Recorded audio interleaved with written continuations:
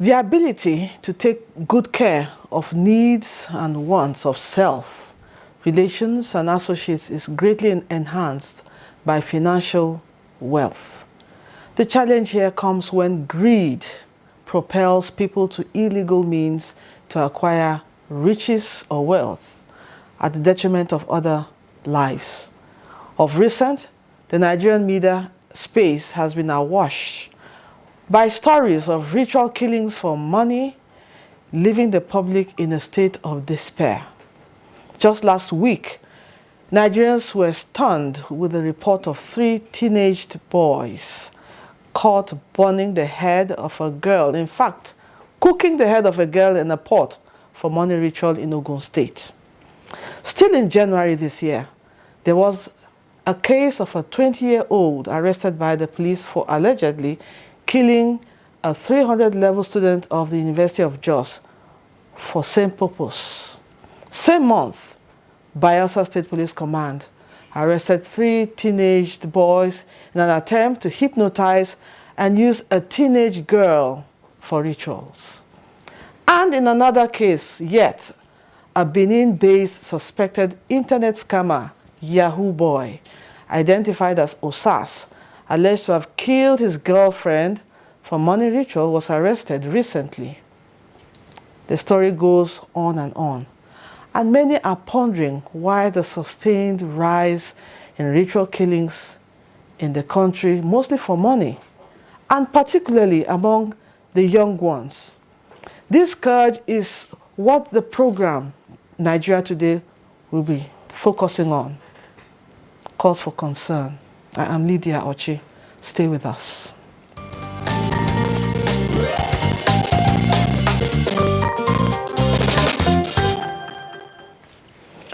With me to talk about this disturbing trend in our society is a forensic expert and social psychologist, Dr. Law Mefo. Welcome to the program. Thank you for hosting me. Good evening, Nigerians. Also with us is a public affairs analyst, Ibrahim Modibo. Nice to have you join us once again. Thank you, Lydia. Good evening, Nigeria. Nice to be here. Dr. Law Mefo, let me begin with you. Give us an insight on what drives this craze for quick riches. It's a time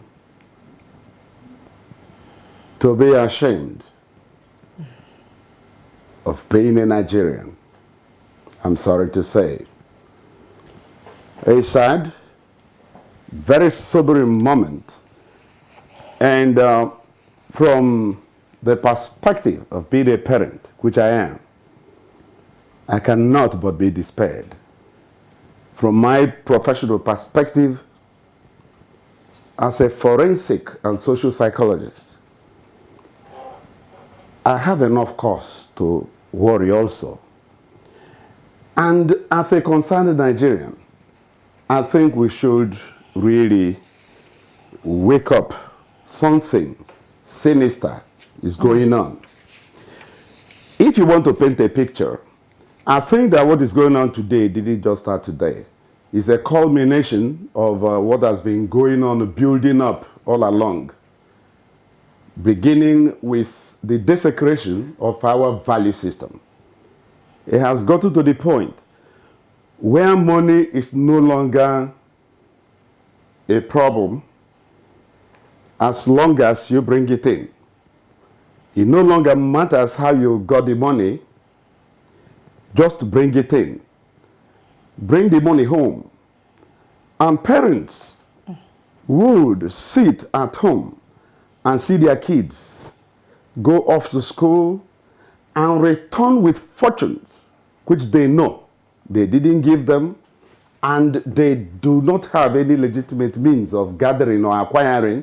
They welcome the children, welcome them with the riches, make use of those riches. Value is getting more and more degenerated. He has gotten to the point where the children themselves are left on their own. They no longer have any moral rectitude or compass. They do no longer have what you may call basic models in their families, in their parents, in their older siblings, even the outer society, the society at large, we also have a problem. In fact, somebody like Professor Chinua Achebe of blessed memory would tell you that it takes a whole village to raise a child. Nobody cares anymore. Go to the religious circles. Go to the church. I am a Christian, a Catholic. You will see people of questionable character giving the front pews. Bringing the money is everywhere. That is the issue. Now, we have gotten to the point where it is not only that the youths are looking for the money, the teenagers have also joined the race. It has gotten to the point why I'm worried so much about the teenagers is this. 17 years and below, you can't call them even young adults. They are teenagers. They are children. They are, in learning psychology, you can see that they are still impressionistic. Yes. They haven't quite fully formed, the seat of wisdom, all the faculties that will really enable them be able to question certain things are not fully formed in their brain. The brain matures, what we call maturation. Brain matures with age and experience. These children are far too young. Even when you take them to court, the 12, 13, 14-year-old you take to court for beheading a girlfriend, the weight of the law, you wonder whether the weight of the law can fully come upon this child. Is the child really in a position to carry full criminal responsibility? Then you ask yourself one question. 13, 14-year-old girl or boy talking about boyfriend and girlfriend. Can't you see the family here? There is something going on. And I am taking it back to the family. The family has lost it. We have failed our children as parents, as guardians, as church leaders, as religious leaders. We have not been able to look out for our children. And they are now fully on their own. And what they are doing is a consequence of the collective neglect which all of us should be held responsible for. Thank you. Ibrahim Modibo, if you take a look at most of the recent cases, you will discover that, just like you said, 13-year-olds, 14-year-olds have delved deep into the business of money rituals, teenagers alike. Why has this trend suddenly, just like it's the increase, the rise is just happening so rapidly? What's responsible for this? Thank you, Lydia. Thank you, NTA, for inviting me to render my thoughts on this fundamental issue that is almost becoming a national culture. We are under no illusion as a country to the enormity and the gravity of these malaise, so to say, where we find young people in this race, this craze for fortunes. Why did we lose it? At what point did we lose it? I could remember in the days gone by when we were very young, people are measured by the standard of people, or the status of people are measured by their level of education. Not by their fortunes, not by the money they have. But suddenly, things are falling apart and the center no longer holds. It is so sad that in a country such as ours, that should be guided by reason in this 22nd century or 21st century, moving to the 22nd century, I think it calls for sober reflection. It is sad commentary in our national culture. It calls for us to have a kind of moral reorientation. I think the national orientation agencies should pick up the gauntlet and start mobilizing people towards our moral rectitude and moral culture. For now, we're losing it.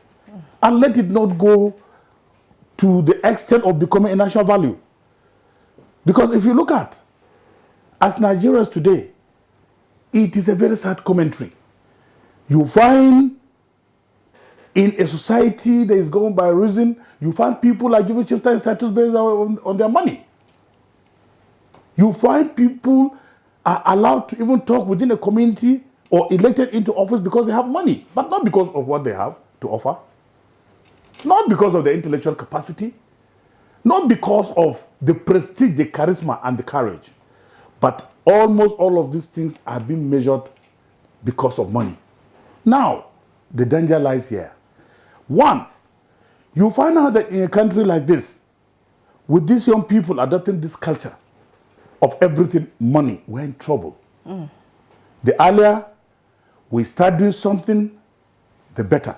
Because if you look at 12, 13-year-old boys talking about getting into Yahoo, one, fundamentally, if you look at it, Madam Lydia, you will agree with me that in terms of even the psyche of the country, the profile of the country, once you go out of the country, you say you are in Nigeria sometimes, especially America and this, they look at you with disdain because of the activities of Yahoo boys.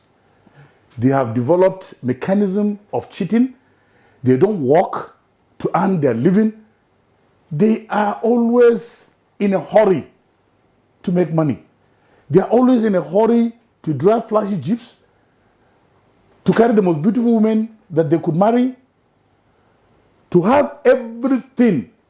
They are in competition with each other to see that, look, I don't pass you. But at what this thing are we looking at? The government, the parents, just like my very good friend Dr. Law before rightly stated, the family values must be enhanced. A father or a mother, as we know before, if your child does anything wrong, your neighbor can punish him, can bring him back to line. But these days, you dare not touch anybody's child because it will boomerang. So therefore, we need to come back to the family values. Parents should ask questions. Fundamentally, if you know that you have a son or a daughter that has been able to bring up, after finishing secondary school or university, within a year, he has been able to buy a very big Jeep or limousine. From where did he get that money? You are not asking. You are only interested in him saying that, look, he has been able to get it. And even some families will even start taking him, for example, they'll say, look at your colleague, your friend that you just finished school together. Look at what he's riding. And look at the house he's built. This must stop. We must look inwards. We must try to use education, because I strongly believe that education is the answer. If you look at Singapore today, Singapore doesn't have water to drink. It imports. It doesn't have oil. It doesn't have farmlands. It doesn't have anything apart from education. And that education moves the country. It's one of the highest per capita income in the world because of education technology. They refine petroleum products from Nigeria or from all over the world, and they send it back and they make their money. So per capita income of Singapore is even higher than any, except for America or maybe one or two countries. There's none that you can compare with Singapore. So the earlier we think of education, the earlier we look at the issue of giving people preferential treatment, especially in the front row, or you find a young boy in a society or in a community, he will be allowed to even make opening ceremony if he has money. But they will allow the elders to shut up. He will even have the audacity to tell the elder to shut up. Because of money. Because of money. So, Madam Lydia, we're in trouble. Okay. The earlier we look at issues from a very pragmatic viewpoint, because things are moving from sublime to ridiculous. Okay. Now, Dr. Mefo, some are of the school of thought that this sudden craze for quick riches came about because of what they see on the social media. That is raw display of wealth on the social media. So they think maybe that's the way to, they want to live large. What do you think about that? What would you say? I think that whoever is pushing that perspective is largely correct. And it goes beyond the social media. But first, let me stay a bit on the social media. The information the teenage ritualists now get come essentially from the social media. One of the current experiences, you can see the testimony where the one that happened in Ogun. State, yes. Yes, they were saying one of them picked the information from the Facebook. And it has been like that.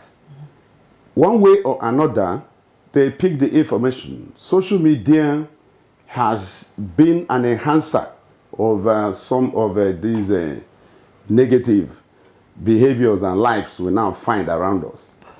But it doesn't stop there. Social media, they pick the information, from the social media, from Facebook and so on and so forth. But processing the information, how come they utilized it in the way and manner it was delivered? Yes, given that at their age, they are still very impressionistic. But I believe that if they have basic moral foundation, yes, they will be able to say that this is wrong bad, and this is good. Okay, they should be able to discern between right and wrong. And you see, let me drop this also. Okay.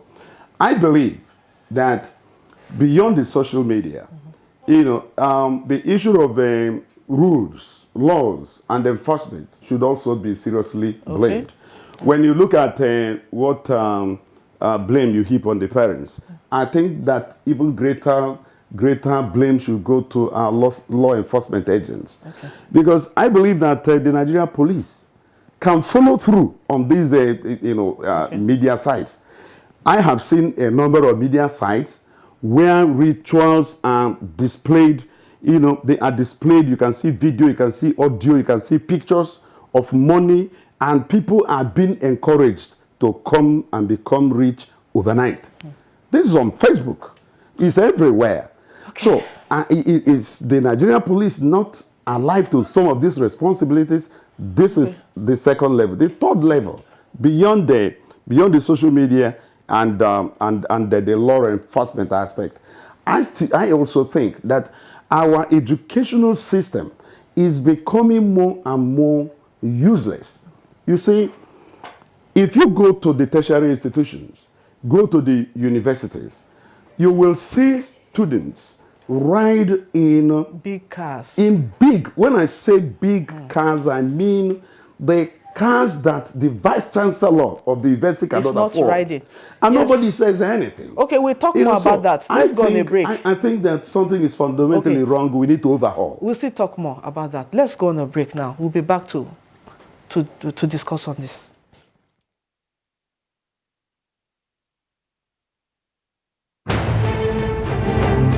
This is NTA News 24 broadcasting from Abuja. You can watch us anywhere, anytime on the following platforms.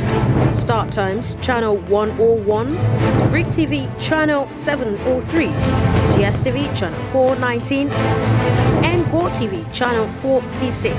For more information, log on to our website www.nta.ng or join us on our social media handles, Facebook at NTA News 24.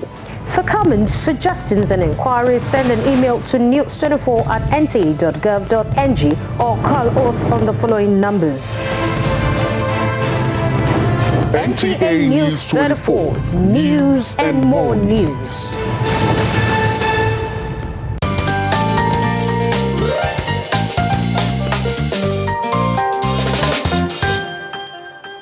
Welcome back. The program is Nigeria Today, and we'll be discussing a very explosive topic: the craze for quick riches in view of recent ritual killings all over the country. And it's very disturbing that it's happening among the very children, 15, 14-year-olds. For example, I was discussing earlier with one of the guests a video of a 14-year-old, 15-year-old, and 16-year-old who were asked, "What are you doing here?" And they said, they are doing Yahoo hustle, whatever that means. Now, Dr. Ibrahim Modibo, the youth are our future. Now with this trend, what does this portend for our Nigerian youths? Thank you, Lydia. You see, let us properly situate and contextualize this issue, because it's central and very fundamental to our survival as a nation. Assuming without necessarily conceding to the fact that this is a country with the largest population of sub-Saharan Africa. This is a country that has the best flora and fauna. This is a country that has vibrant and vital youths with vibrancy and foresight. The whole of Black Africa, or the whole world, the whole Black world, there is no country that's been endowed with resources like Nigeria. Intellectual capacity. Go to America, go to anywhere, you find our doctors, our engineers, they're everywhere. The best brains that we have. But are we utilizing these brains towards enhancing productivity, especially within our youth now? The question, the answer is no. Most of our youth now, what they do is to emulate some of the elders that have been wallowing in a kind of filthy affluence. You see, the nation for a long time has been buckled under the full weight of ravenous and greedy political class, economic class, and social class, where riches, filthy riches are displayed. Opulence. These children should have been thinking about foresight, thinking about education, thinking of how to turn around the fortunes of this country academically. If you look at statistics coming from EFCC of recent, if you see Ogun State, that Ogun State that you see is the father and mother of these Yahoo boys. If you see the arrests that have been done within that state, confines of that state, you cry. Therefore, let it not be a national value.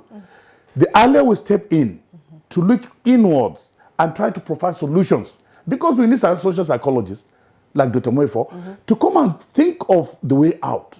What are we going to do to make sure that we bring our children back home? Because already now they are going gaga. In a situation where you find 13, 14-year-old boy thinking of riches without going through school, without education, Nigeria is just like a keg of gunpowder on a dynamite. Yes. Now, Dr. Mefo, you just heard what he said. Yeah. As an expert, what advice would you give to these young ones out there? It's like many have lost their way and are vulnerable to criminality. Well, before I come to the young ones, I want to talk to the Nollywood producers. You will see the Nollywood producers, every of our films, you will find the ritual killings, you will see all manner of money making through such nefarious means. This is not our value. They need to reason again in presenting us to the world. They are models. They are modeling onto these young ones. They are not helping the matter at all. I am not in support of every single output of Nigerian Nollywood containing rituals and murders and armed robberies. That is not us. We don't all own guns. It's not true. Then number two, I also think that we need to return to the drawing board. We have two levels to address critically our educational system. You see, my dear, if graduates can't get job, I hope you know there is a problem. If they can't get job, they are not modeling to those who are in school and those who will go into school. You know, you see, in learning psychology, motivation is very fundamental. You reinforce success. It's not failure. It's not when people can get job. Inclusive growth is not going on. People are excluded from everything. Only the few in the elite class enjoy the country and progress. These individuals are running around to find how to survive. I am not trying to justify what they are doing, but I think that we should also take responsibility. Yes. We need to do something. And the youths, please, ultimately, you need to know that you take responsibility for your own life. Yes. If you kill, you will be killed. Don't think you're too young to die. It's not true. I read here and there where you are saying you make rich young or you die trying. That is a doctrine from the pit of hell. You can make money young, you know, in a legitimate manner. Come, you can be taught how to use ICT technology, digital skills to make money, not Yahoo. Government has to really teach the youths how to make money legitimately. And the issue of ritual, I want government to go after these native doctors that feed these kids this nonsense. Look, listen, I can give you links on the social media where these people advertise their trade. The police must go after them. The DSS must go after them. The links are there. They can do what you call string operations, pretend to be those who want to join what they want to do, and they will pick all of them and get them off the market in a matter of weeks. This can be done, and that is what I recommend. Thank you very much. We could go on and on and on about this, but unfortunately, our time stops here. We'll end this episode of Nigeria Today here. Thanks to you, Dr. Lomefo. Thank you. Forensic expert and social psychologist, for your insights. You are highly appreciated. Thank we you. also appreciate Ibrahim Odibo, a public affairs analyst. Your perspectives were insightful, and I know a lot of Nigerians have benefited from what you have told us today. Thank you. Thank you very much. And to our viewer, Thank you. we thank you for always being there. Yeah. Don't forget, you can watch this and other episodes on www.youtube.com/NTNews24hub. Thank you for your time. Good evening. I'm Lydia Ochi.